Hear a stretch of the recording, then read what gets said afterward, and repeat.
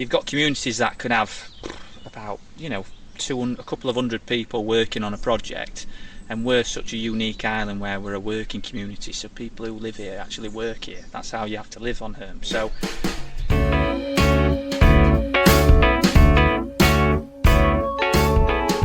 welcome to the Bailiwick Express podcast. My name is Matthew Leach. I'll be joined each week by a guest for a series of podcasts. Each will shine a light on topics from across the Bailiwick. The format will change week to week. We'll have debates, reviews, hot seat interviews and special guests. So stick with us as we offer some insight on some of the most important issues we in the Bailiwick face.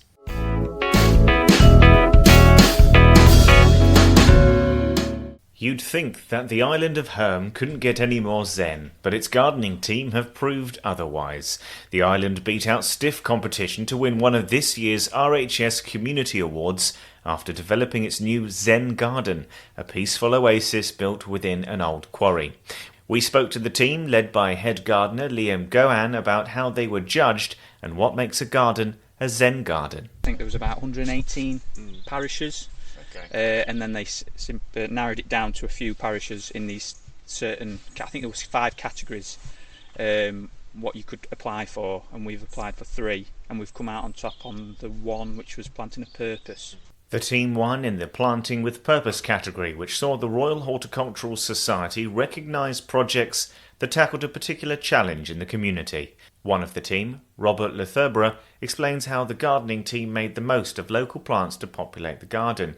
He was also joined by Shannon Hours, a third member of the team who you can hear later on. We wanted to create something that felt like Herm. So most of the plants in here, most of them have been relocated from cottages or public areas where they maybe weren't even noticed. And all the irises, this is going to be full of irises next year. They're all from the hotel, split because they were overgrowing.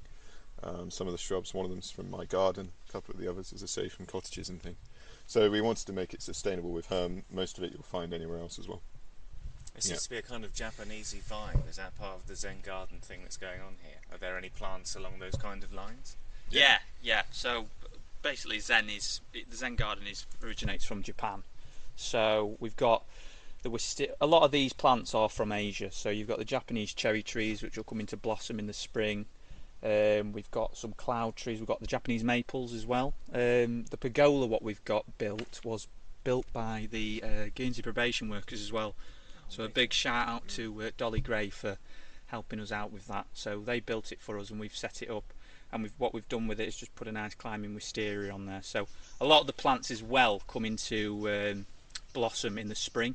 So they do work throughout the whole year, but we mainly wanted to give it a plant things which will come out in blossom in the spring as well, which we don't normally see. Well, we do see a lot, but we don't normally see around in this area where we've worked.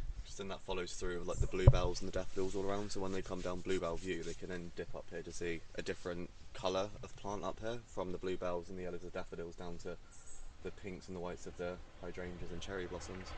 And how much work has gone into this? How much time did this take? When did this start? September time last year.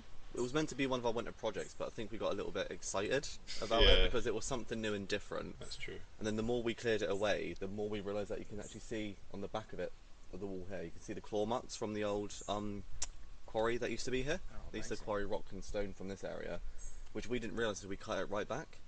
And we didn't realise how far back it went as well. So once we stood back and realised how big it actually was, we was like, oh, we could do a lot more here than we originally planned. And we had one original plan to begin with, but then our boss called James came in with a digger, which was lucky that he sort of destroyed the original view, because we then managed to sort of do what we wanted to do originally and bounce off opened it, and then we sort of changed the design and bounced off each other with different ideas to then sort of create this. And so how long did it take, sorry? How long did the whole process take? The process, I'd say the labour was about 3 weeks. Yeah, 3 weeks. And then I'd say about maximum of 5 to 6 weeks it took the community to do. And so with a garden like this, are you expecting it to grow into itself, I suppose? Is this quite fresh? This is an unestablished yet, so it actually looks it looks very well for its first year, but you've got two Japanese cherry trees here which are going to take about 10 years to fully establish. What do they judge? How do they go about judging it? What do they pick up on or look at? Well, I think the planting with purpose was mainly for the correct choice of plants, why you're choosing to plant them, what use is there for the plants in that area and stuff. So I think why it must have stood out so well was because the whole purpose of this was to bring something unnatural looking to somewhere on like a coastal town. Yeah, it's so foreign looking, but actually most of it is native to the island. Yeah. So yeah, it's very selective planting of what we already had. But you come up here, you would have thought most of it is foreign. Yeah, the majority of the but most ferns of it's actually found here already. as well. All the ferns in the garden are actually originally here. So we didn't plant these ferns; they've just come back up. We've cut them back, and then they've popped back up. So it's worked well with the whole theme of the garden. And I guess the question is, how do you feel about winning? How do you feel about getting to this competition level? Brilliant. I think I think it's been a fantastic year for us because we've had a lot of setbacks as well. So we've had people, who have been out due to illness or injuries, and then with the thing about Herm as well, as my assistant Robert was saying about, you've got communities that can have about a couple of hundred people working on a project, and we're such a unique island where we're a working community, so people who live here actually work here. That's how you have to live on Herm. So we've only had about not a lot of people. We've had about 5 to 6 people working labour-wise. 3 extra, I think. Yeah. Most of it was provided by one, Minu. Yeah. He did the sort of lion's share. And Minu, by the way, is a person who works in the hotel, so he works in the hospitality business side of the island, but he's come out and volunteered to help with the labour side of this project. So a proper community project then. Yeah, that's it. Well, I think the white stone here can be attributed to Minu. Oh, gotcha. Yeah. He's the one who pulled the tons of stone up by wheelbarrow all the way up that garden and put it all here for us. We walked by going That was Minu's contribution. Yeah.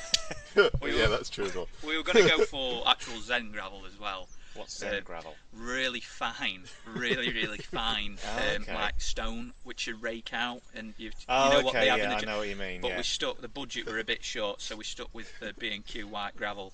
Thousands of pounds a bag was a bit over the top, wasn't it? Imported from far. But imagine how good it would have been to rake it. Yeah, it would have been worth some money. Yeah, I know. The leaves dropping over. Following their win, the team will now be representing the Bailiwick in the National Britain in Bloom Competitions 2022. And for now, visitors to Herm are welcome to stroll up the hill and find some Zen themselves. Yeah, hopefully judges will come over this year from Britain and will represent the Bailiwick. I think Forest may be representing us as well, so they'll be getting in on it as well. So Guernsey suggested 2 parishes this year. Okay. Which would be great, and we're open to.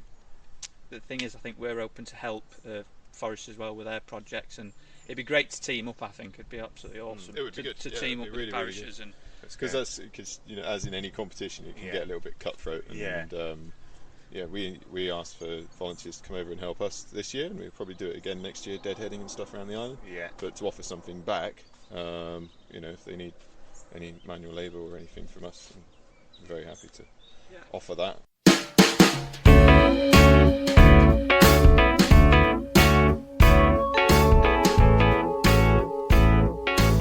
Thank you for listening to the Bailiwick Express podcast. The title track was Shift My Weight by Luno. If you enjoyed it, I know it's a pain, but please like and share. It all helps, and remember, you can hit bailiwickexpress.com to stay right up to date with whatever is happening in the Bailiwick.